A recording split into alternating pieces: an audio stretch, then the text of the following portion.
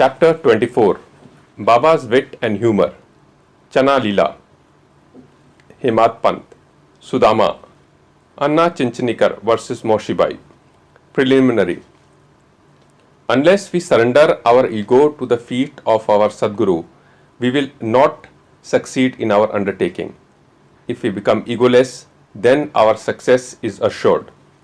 By worshipping Sai Baba, we attain both the objects, worldly and spiritual, and are fixed in our true nature and get peace and happiness.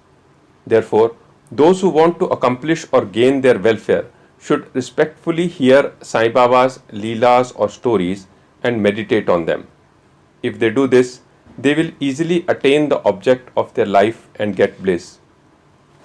Generally, all people like wit and humor, but they do not like that jokes should be cut at their expense.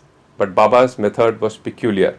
When it was accompanied with good gestures, it was very interesting and instructive, and the people therefore did not mind, even if they were not held up to the ridicule. Hemat Pant gives his own incidents below. Chana Leela. In Shirdi, a special bazaar was held every Sunday, and the people from the neighboring villages came there, erected booths and stalls in the open street, and sold their wares and commodities. Every noon, the masjid was crowded, but on Sunday, it was crowded to suffocation. On one such Sunday, Hemat Pant sat in front of Baba, shampooing his legs and muttering God's name. Shama was on Baba's left, Vaman Rao to his right, Shrimant Booty and Kaka Saheb and others were also present there. Then Shama laughed and said to Anna Saheb, "See that some grains seem to have stuck to your sleeves of your coat." So saying, he touched the sleeve and found that there were some grains. Hemat Pant straightened his left forearm to see what the matter was, and to the surprise of all, some grains of gram came rolling down and were picked up by the people who were sitting there. This incident furnished a subject matter for joke. Everybody present began to wonder and said something or other as to how the grains found their way into the sleeves of the coat and locked there so long. Hemat Pant also could not guess. When nobody could give any satisfactory explanation in this matter, and everybody was wondering about this mystery, Baba said as follows: "This fellow, Anna Saheb, has got the bad habit of eating alone. Today is a bazaar day, and he came here chewing grams. I know his habit, and these grams are a proof of it. What wonder is there in this matter?" Hemat Pant: "Baba, I never know of eating things alone. Then why do you shoulder this bad habit on me? I have never yet seen Shirdi Bazaar. I never went to the bazaar today. Then how could I buy grams and how could I eat them if I had not bought them? I never eat anything unless I share it with others present around at the time of my meals." Baba: "It is true that you give to the persons present, but if none be nearby, what could you or I do? But do you remember me before eating? Am I not always with you? Then do you offer me anything before you eat?" Moral. Let us mark and note carefully what Baba has taught us by this incident. He has advised us that before the senses, mind and intellect enjoy their objects, first he should be remembered, and if this be done, it is in a way by making an offering to him. The senses, etc., can never remain without their objects, but if those objects are first offered to the Guru, the attachment to them will naturally vanish. In this way, all the vrittis, subtle thoughts regarding desire, anger, avarice, etc., should first be offered and directed to the Guru, and if this practice be followed, the Lord will help you in eradicating all the vrittis. When before enjoyment of the objects, you think that Baba is present, the question whether the object is fit to be enjoyed or not will at once arise. Then the object that is not fit to be enjoyed will be shunned, and in this way our vicious habits or vices will disappear and our character will improve. Then love for the Guru will grow and pure knowledge will sprout up. When this knowledge grows, the bondage of body consciousness, we are the body, will snap, and our intellect will be merged in spirit consciousness, we are the spirit. Then we shall get bliss and contentment. There is no difference between Guru and God. He who sees any difference in them finds God nowhere. So, leaving aside all ideas of difference, we should regard Guru and God as one. And if we serve our Guru as stated above, God will be certainly pleased, and by purifying our minds will give us self-realization. To put the matter in a nutshell, we should not enjoy any object with our senses, etc., without first remembering our Guru. When the mind is trained in this way, we will be always reminded of Baba, and our meditation on Baba will grow apace. The Sagun form of Baba will ever be before our eyes, and then devotion, non-attachment and salvation will all be ours. When Baba's form is thus fixed before our mental vision, we forget hunger, thirst and this sansar world. The consciousness of worldly pleasures will disappear, and our mind will attain peace and happiness. Sudama's story. When the above story was being narrated, Himatpant was reminded of a similar story of Sudama, which illustrates the same principle, and therefore it is given here. Sri Krishna and his elder brother Balram were living with a co-student named Sudama in the ashram of their guru Sandipani. Once Krishna and Balram went sent to the forest for bringing fuel. Then the wife of Sandipani sent Sudama also for the same purpose with some quantity of grams for the three. When Krishna met Sudama in the forest, he said to him, Dada, I want water as I am thirsty. Sudama replied, No water should be drunk on an empty stomach, so it is better to rest a while. He did not say that he had got grams with him and that Krishna should take some. As Krishna was tired, he lay down for rest on the lap of Sudama and was soon snoring. On seeing this, Sudama took out the grams and began to eat. Then Krishna suddenly asked him, Dada, what are you eating?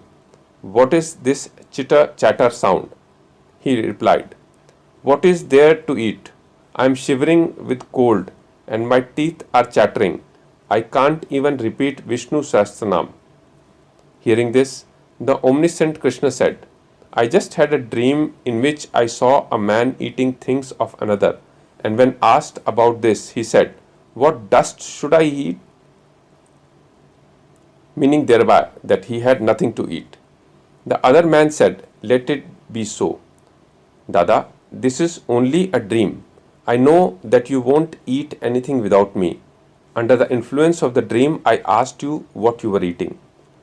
If Sudama had known the omniscient Sri Krishna and his leelas, he would not have acted as he did.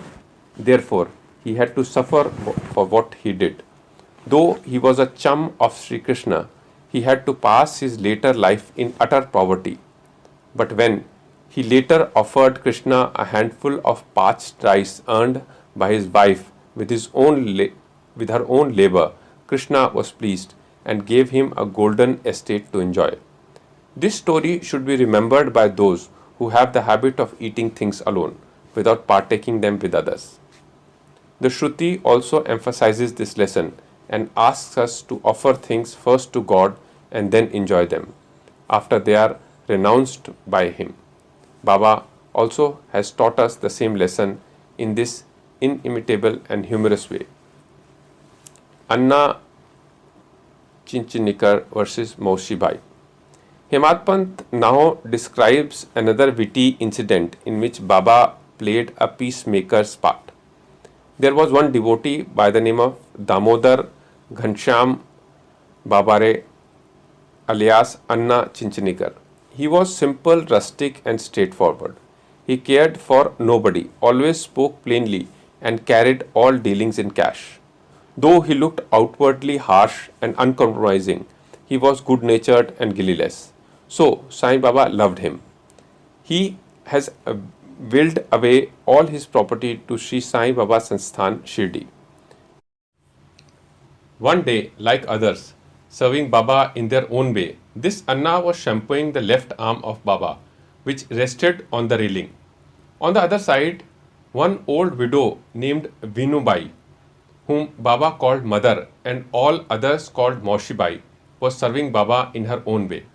This Moshibai was an elderly woman of pure heart.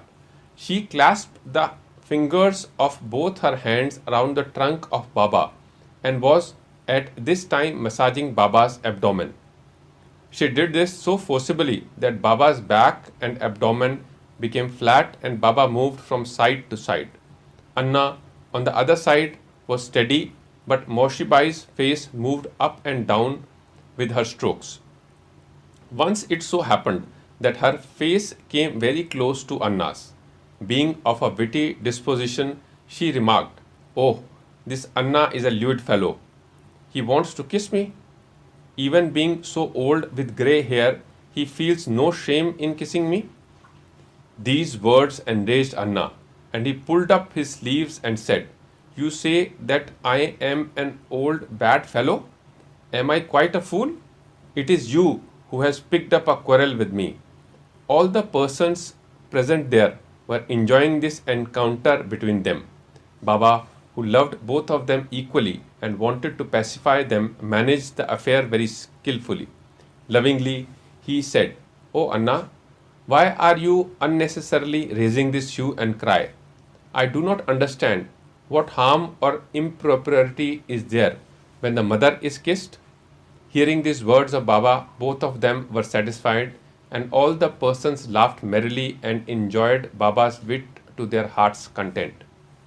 Baba's characteristics: his dependency on bhaktas.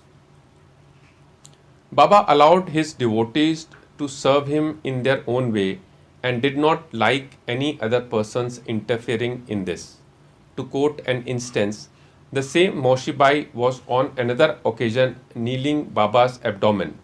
Seeing the force used by her, all other devotees felt nervous and anxious. They said, "O mother, be more considerate and moderate, otherwise you will break Baba's arteries and nerves."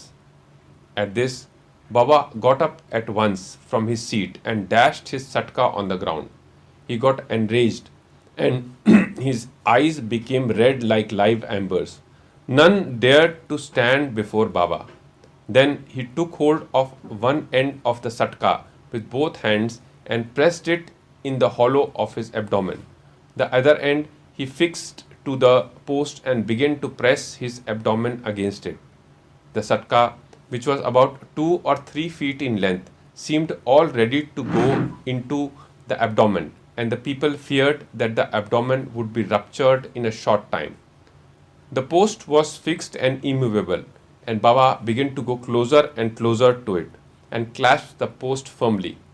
Every moment the rupture was expected, and they were all dismayed, but did not know what to do and stood dumb with wonder and fear. The other devotees wanted only to give a hint to the Moshibai to be moderate in her service and not cause any pain or trouble to Baba. They were surprised to see that their well-intentioned effort had resulted in this crisis, and they could do nothing but to wait and watch. Fortunately, Baba's rage got cooled down. He left the satka and resumed his seat. From this time onward, the devotees took the lesson that they should not meddle with anybody but allow him to serve Baba as he chooses, as he was capable to gauge the merits and worth of the service rendered unto him. Bo to Shri Sai, peace be to all.